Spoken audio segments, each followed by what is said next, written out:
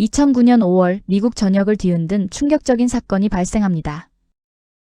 유명 선교인의 철통 보안을 담당하던 경호원 크리스의 자택에서 그의 아내와 두 어린 아들이 숨진 채 발견된 것입니다.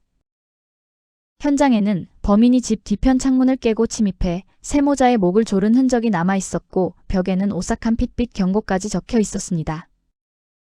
누가 봐도 원한을 품은 스토커의 잔혹한 보복 범죄처럼 보였습니다.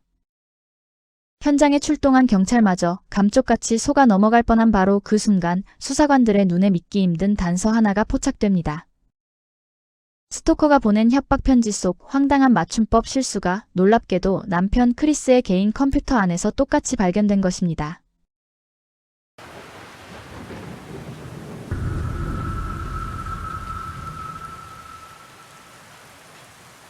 미국 일리노이주 콜롬비아의 평화로운 교회에 31세의 전업주부 셰리 콜먼과 그녀의 남편 크리스 콜먼은 두 아들과 함께 평범하고 조용한 삶을 살고 있었습니다. 남편 크리스는 세계적인 TV 전도사 조이스 마이어의 개인 보안 요원으로 일하며 두터운 신임을 받고 있었고 선교 출장으로 자주 집을 비웠습니다. 부부가 단둘이 단란한 저녁 시간을 보내고 싶을 때는 언제든 아이들을 맡아줄 시부모님이 가까운 거리에 살고 있었습니다. 이웃들과도 격에 없이 지내는 그야말로 남부러울 것 없는 평온한 교회의 모범적인 가정이었습니다.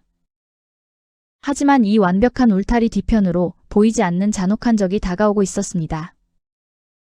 2008년 11월 중순 가족의 평화를 산산조각 내는 섬뜩한 익명의 메시지가 날아들기 시작한 것입니다.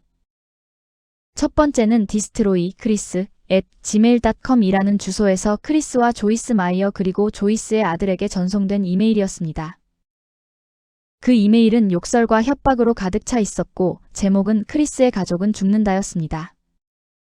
이메일에는 조이스가 설교를 그만두지 않으면 그들은 죽을 것이다. 휴스턴 콘퍼런스 기간 동안 그들이 잘 때 모두 죽여버리겠다. 만약 실패하면 북투어나 인도 여행 중에 죽이겠다. 나는 그가 어디 사는지 알고 그들이 집에 혼자 있다는 것도 안다 라고 적혀 있었습니다.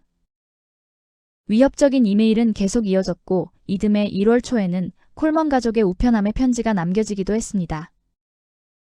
서명이 없는 그 편지에는 유사한 욕설과 협박이 담겨 있었으며 대중 앞에서 너희의 신을 부인하지 않으면 더 이상의 기회는 없다라는 요구가 있었습니다. 그리고 이전 이메일에서 실수를 저질렀던 것과 마찬가지로 이번 편지에서도 기회라는 단어의 똑같은 오타가 고스란히 눈에 띄었습니다. 이 괴롭힘은 계속 이어졌으며 크리스는 결국 마지막 경고를 주겠다라는 문장으로 시작하는 편지를 받았습니다. 작성자는 그들의 원한이 조이스를 보호하는 크리스의 종교적 직업과 관련이 있음을 계속해서 암시했습니다. 편지 내용은 종교 여행을 중단하고 사람들의 돈을 훔치는 이 가짜 종교 생활을 그만두라. 너는 네가 그녀를 보호하는 또는 보호한다고 생각하는 일을 해서 아주 특별한 존재라도 되는 줄 아나 본데 이것이 나의 마지막 경고다. 너의 가장 끔찍한 악몽이 곧 현실이 될 것이다. 라고 적혀 있었습니다. 범인이 남긴 흔적이 너무나 희박했기 때문에 경찰의 수사는 진척이 없었습니다. 이때 구원의 손길을 내민 건 다름 아닌 이웃이었습니다. 이웃 중에는 콜롬비아 경찰국 소속의 저스틴 형사가 살고 있었는데 그는 이웃 크리스 가족의 안전을 위해 직접 동네를 순찰해 주겠다고 했고 맞은편 집에 양해를 구해 크리스의 집을 향해 감시 카메라도 설치했습니다. 2009년 5월 5일 여느 때와 다름없는 화요일 이른 아침이었습니다. 크리스는 잠든 아내와 아이들을 뒤로 한 채 사우스 세인트루이스 카운티에 있는 헬스장으로 향했습니다. 운동을 하던 중 크리스는 아내 셰리에게 2번의 전화를 걸고 음성 메시지를 남겼습니다. 연이어 문자도 보냈지만 화면 너머에선 그 어떤 응답도 돌아오지 않았습니다. 아침 6시 45분경 크리스는 미시시피강을 가로지르는 제퍼슨 베럭스 다리를 건너 급히 집으로 차를 몰았습니다. 그는 이웃인 저스틴 형사에게 전화를 걸어 아내가 평소에는 전화를 정말 잘 받고 이 시간이면 벌써 깨어있을 시간인데 아무래도 이상하다며 집을 한 번만 확인해 달라고 간곡히 부탁했습니다. 그간 콜먼 가족이 받아온 끔찍한 협박들을 누구보다 잘 알고 있던 저스틴 형사는 즉시 동료 경찰들에게 지원을 요청한 뒤 그들의 집으로 달려갔습니다. 초인종을 세차게 눌러보았지만 집안은 정막으로 가득 차 있었습니다. 저스틴 형사는 동료 경찰과 함께 집 외곽을 샅샅이 돌며 열린 창문이 없는지 수색하기 시작했습니다. 그리고 마침내 집 뒤편에서 방충망이 뜯겨나간 채 열려있는 창문을 발견했습니다. 명백한 침입의 흔적이었습니다. 두 형사가 열린 창문을 통해 집 안으로 발을 디딘 순간 코를 찌르는 강렬한 화학 냄새가 그들을 덮쳤습니다. 그것은 붉은색 스프레이 페인트 냄새였습니다. 긴장감 속에 모퉁이를 돌아 지하실 계단을 거쳐 위층으로 올라간 경찰들의 눈앞에 믿기 힘든 광경이 펼쳐졌습니다. 하얀 벽면 위로 마치 피를 뿌려놓은 듯한 빨간색 스프레이로 섬뜩한 글씨들이 광기 어린 낙서처럼 어지럽게 뒤덮여 있었던 것입니다. 벽에 적힌 글귀는 충격적이었습니다. 온갖 욕설과 함께 너는 대가를 치렀다. 처벌받았다. 나는 항상 지켜보고 있다라는 살벌한 문구가 붉게 번져 있었습니다. 바로 그 순간 정적을 깨고 지하실 아래쪽에서 쾅 하고 문이 열리는 소리가 들렸습니다. 헬스장에서 사색이 되어 막 집으로 돌아온 남편 크리스였습니다. 경찰은 걱정하는 크리스를 진정시키며 집 전체를 수색하는 동안 절대 들어오지 말고 밖에서 대기하라고 경고했습니다. 그리고 경찰들이 2층 침실로 올라갔을 때 그들은 평생 잊지 못할 가장 끔찍한 비극과 마주하게 되었습니다. 아내 셰리는 안방 침대 위에서 나체로 엎드린 채 발견되었는데 그녀의 시신은 이미 차갑게 굳어 사후 경직이 시작된 상태였습니다. 그리고 다른 방에는 11살 가렛과 9살 개빈 형제가 숨져 있었고 그들의 몸 위에도 광기 어린 스프레이 페인트가 칠해져 있었습니다. 세 사람 모두 목이 졸려 사망한 상태였습니다. 훗날 밝혀진 현장 증거에 따르면 개빈의 시신에서 셰리의 머리카락 몇 가닥이 발견되면서 그녀가 가장 먼저 목이 졸려 사망했음을 시사했습니다. 경찰들은 무거운 발걸음으로 다시 밖으로 나가 크리스에게 이 비극적인 소식을 전했습니다. 전해 들은 크리스는 그 자리에 주저앉아 통곡하기 시작했습니다. 하지만 기묘하게도 보통의 아빠들이라면 이성을 잃고 가족을 확인하려 집 안으로 뛰쳐들어갈 법도 한데 그는 집 안으로 들어가려는 시도를 단 한 번도 하지 않았습니다. 1977년 3월 20일에 태어난 크리스 콜먼은 일리노이주 먼로 카운티에서 엄격한 복음주의 목사 부부의 아들로 자랐는데 이러한 종교적 배경은 훗날 그가 조이스 마이어 밑에서 일하고자 하는 커리어적 야망을 품는데 큰 영향을 미친 것으로 보입니다. 하지만 그 전에 고등학교를 졸업한 크리스가 선택한 길은 해병대 입대였습니다. 그리고 군복무 시절 그의 인생을 바꿀 여성인 셰리 와이스를 만나게 됩니다. 셰리는 일리노이주 출신으로 당시 미 공군에 복무 중이었습니다. 두 사람이 처음 마주한 것은 1997년 5월 텍사스주 공군 기지에서 열린 군견훈련 세미나였습니다. 당시 크리스는 20세, 셰리는 19세로 고등학교를 갓 졸업한 풋풋한 나이였지만 두 사람은 첫눈에 서로에게 빠르게 빠져들었습니다. 이들은 시간을 지체하지 않고 깊은 관계로 발전해 불과 몇 달 만에 초고속으로 결혼식을 올렸습니다. 결혼 후 얼마 지나지 않아 첫째 아들 가렛이 태어났고 2년 뒤에는 둘째 아들 개빈까지 얻으며 네 가족이 되었습니다. 이후 더 안정적인 교회 생활을 원했던 셰리는 군을 제대하고 전업주부가 되었고 크리스는 사설보안 업계에 뛰어들었습니다. 그리고 기독교적 뿌리를 가졌던 크리스는 유명 TV 전도사이자 국제기독교 선교회의 수장인 조이스 마이어의 보안팀에 합류했습니다. 능력을 인정받은 크리스는 초고속 승진을 거듭하며 조이스 마이어의 최측근 개인 경호원이 되었고 고연봉을 받기 시작하며 그의 가족은 경제적으로 안정적인 생활을 누릴 수 있게 되었습니다. 사실 조이스와 크리스의 인연은 크리스가 중학생이던 시절부터 시작되었습니다. How long have you known him? Since he was a little boy. And how was that? His parents came to some conferences that I did over in Illinois. I did a weekly meeting over there, and his mother came to it, brought him with him. 그렇게 인연이 닿아 성인이 된 크리스는 자연스럽게 조이스 밑에서 일하게 되었습니다. How often, was it monthly that you would take one of these longer trips? Well, out of the country, we would only go 2 to 3 times a year. And then we did 13 conferences here in the U.S. And there may have been some years where we did even more than that. 한편 사건 현장에서 발견된 증거들은 잔혹한 진실을 가리키고 있었습니다. 놀랍게도 숨진 셰리와 가렛, 개빈의 시신에서는 크리스의 DNA를 제외하고는 그 어떤 타인의 DNA도 발견되지 않았습니다. 게다가 사망 추정 시간을 둘러싼 의문도 수면 위로 떠올랐습니다. 현장에 최초로 출동했던 경찰관 중 한 명은 수많은 사건을 겪은 베테랑이었는데 그의 경험으로 볼 때 가족들의 상태는 결코 방금 목숨을 잃은 사람들의 모습이 아니었습니다. 또한 훗날 밝혀진 부검 결과에 따르면 이들의 사망 추정 시간은 새벽 3시에서 5시 사이로 이는 크리스가 헬스장에 가기 위해 집을 나섰다고 주장한 오전 5시 43분보다 훨씬 이전이었습니다. 집을 나서기 전 방에서 자고 있던 아내와 두 아들에게 다정하게 작별 키스를 건넸다는 그의 진술과 맞지 않았습니다. 범인의 흔적은 크리스의 몸과 범행 현장 곳곳에 고스란히 남아 있었습니다. 당시 크리스의 팔에는 어떻게든 숨기려 애쓴 긁힌 상처들이 가득했고 그는 경찰 조사를 받는 동안 이 상처를 가리기 위해 담요를 요청하는 수상한 행동을 보였습니다.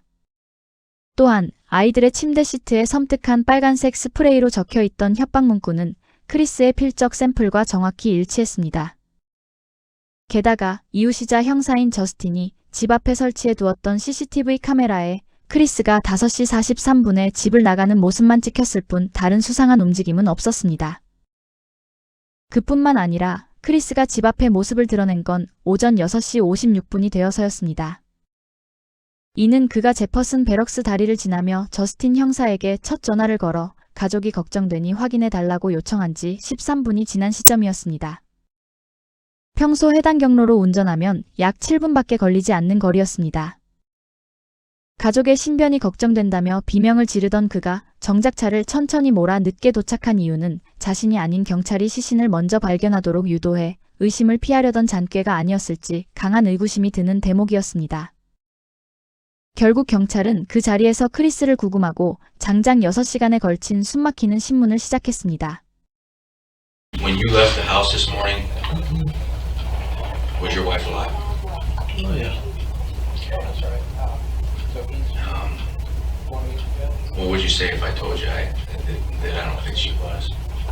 I don't know what to tell you. I mean, I think she was. I mean, she was. Okay. She was laying right beside me. Chris, we need to get this resolved, okay? That you can't argue with physical evidence. Right. I'm not trying to argue with it. All right. No. Listen, man, she wasn't alive when you left. She was alive, but She she wasn't. was. She was laying right beside Listen me. to me. Physical evidence doesn't lie. She was not alive when you left this morning. The children weren't alive when you left this morning. Yes, they were. No, come on, Chris. Were you involved in her death? No, Okay. Was someone you know involved in her death? I don't know. Did you know? Did you talk to anybody about arranging her death? No, absolutely not. Okay.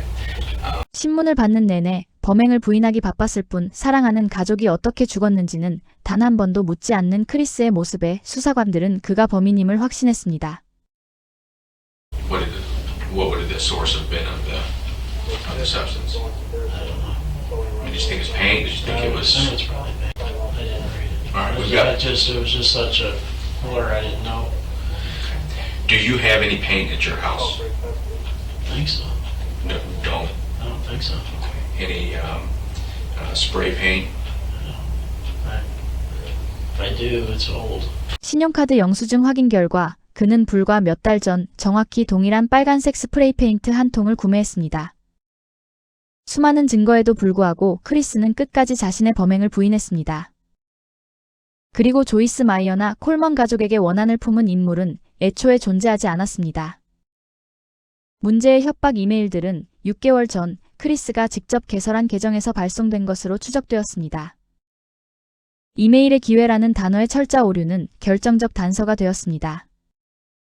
크리스의 컴퓨터 수색 과정에서 동일한 철자 실수가 반복된 다수의 사례가 발견되었고 그가 알리바이를 조작하기 위해 자신에게 협박 편지를 보냈다는 사실은 부인할 수 없는 진실이 되었습니다.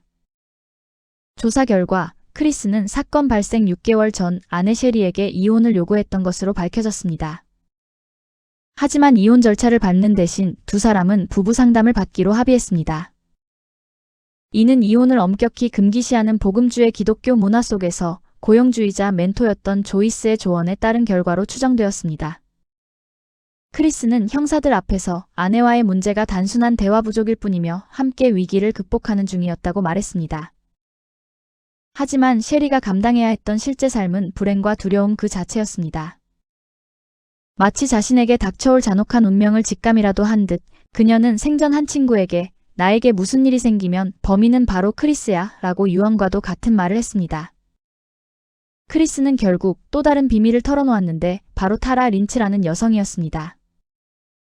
플로리다에서 칵테일 웨이트리스였던 타라는 놀랍게도 아내 셰리의 고등학교 시절 친구였습니다.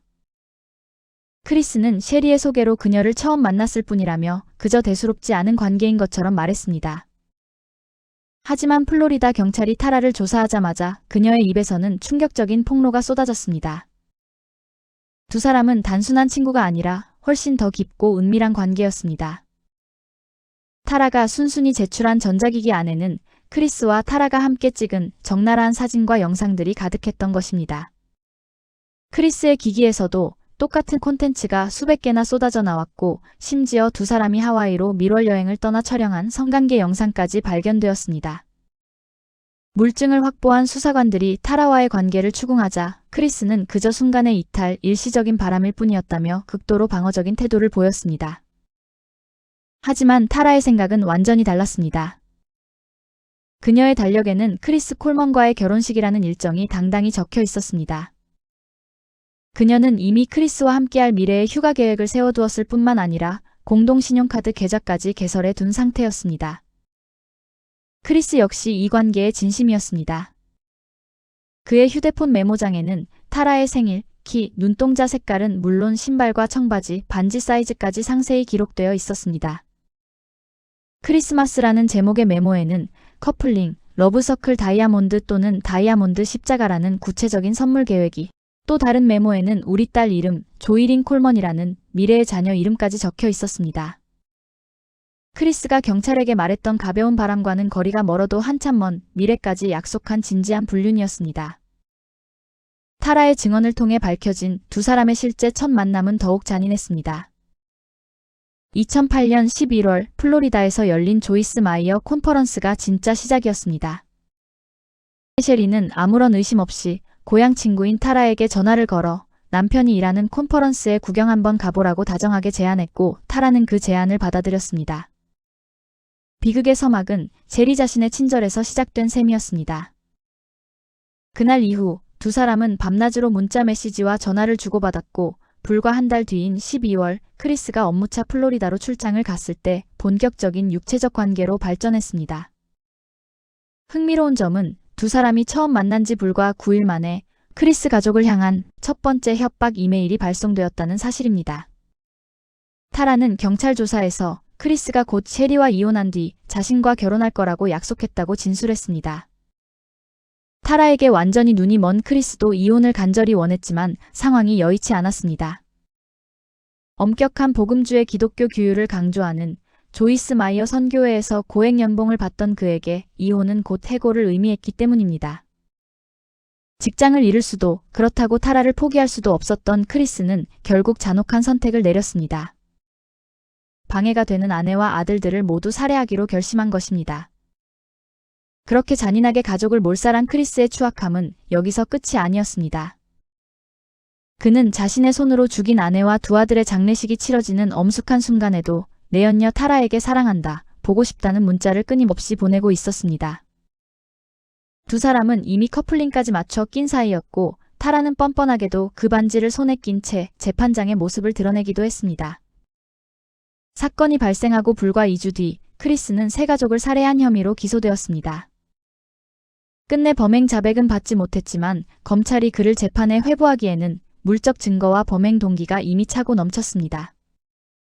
하지만 확실한 자백 없이 정황 증거와 물증에 의존해야 했던 재판은 배심원단에게 큰 고민거리였습니다. 평의 초기 단계에서 배심원단의 의견은 무죄 7표 대 유죄 5표로 오히려 무죄 판결 쪽으로 기울어 있었습니다. 하지만 여러 가지 결정적 증거가 나타났고 배심원단은 결국 만장일치로 크리스 콜맨에게 유죄 판결을 내렸습니다.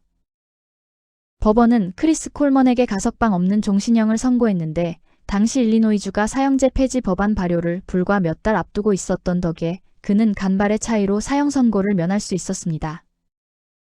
이후 크리스는 끝까지 무죄를 주장하며 항소했지만 법원은 이를 단호히 기각했고 그는 평생 감옥에서 죗값을 치르게 되었습니다. 영상 제작에 힘을 보태주실 분들은 구독, 좋아요, 알림 설정 부탁드립니다.